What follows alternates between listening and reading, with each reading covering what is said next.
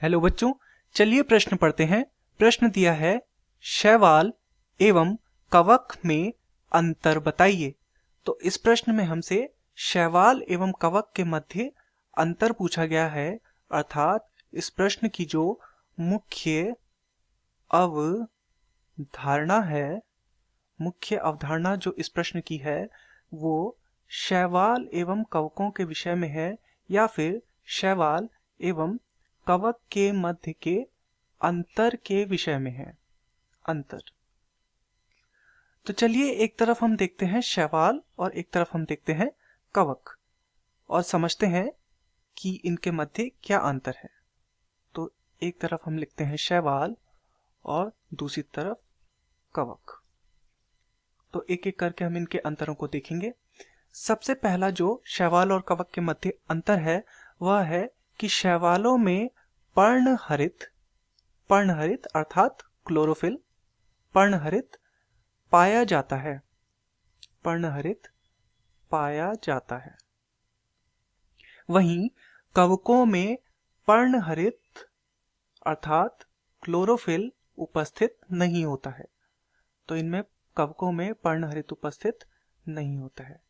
क्योंकि शैवालों में पर्णहरित उपस्थित होता है अर्थात ये अपना भोजन स्वयं बना सकते हैं, इस कारण से ये स्वपोषी कहलाते हैं। स्वपोषी अर्थात जो अपना भोजन स्वयं बना सकते हैं।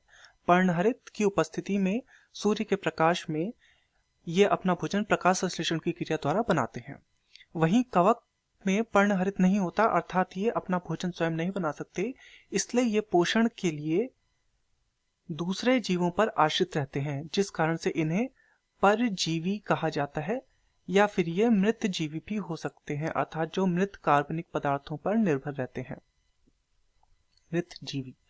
तो पोषण के आधार पर शैवाल स्वपोषी होते हैं जबकि कवक परजीवी या मृत जीवी होते हैं। तीसरा जो अंतर है वह है शैवालों का जो जीवन काल होता है वह लंबा जीवन काल होता है। तो शैवालों का जीवन जो है वो है लंबा जीवन। वहीं कवकों का जो जीवन है वह कम होता है। तो कवकों के तरफ हम लिख देंगे कम जीवन काल। कम जीवन काल। तो शैवालों का लंबा जीवन होता है जबकि कवकों का जीवन काल कम होता है। वहीं एक और अंतर हम इनके बीच में देखते हैं। शैवालों का जो आवास होता है वह जलीय आवास होता है, अर्थात जल इनका आवास होता है, जलीय आवास। वहीं जो कवक होते हैं वो सूखे में नहीं रह पाते, सूखे में ये मृत हो जाते हैं, परंतु ये इन्हें नम एवं छायादार स्थान चाहिए होता है, सूखे में नहीं रह पाते ये।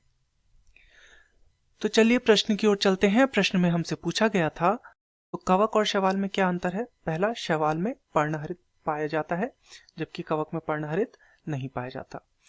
शैवाल पर्णहरित पाए जाने के कारण स्वपोषी होते हैं परंतु कवक परजीवी या मृतजीवी होते हैं। शैवालों का लंबा जीवन काल होता है जबकि कवकों का कम जीवन काल होता है। शैवालों का जलीय आवास होता है जबकि कवक सूखे में नहीं रह सकते परंतु इन्हें नम एवं छायादार स्थान चाहिए होते हैं। मैं आशा करता हूं आपकी यह समझ में आया होगा। धन्यवाद।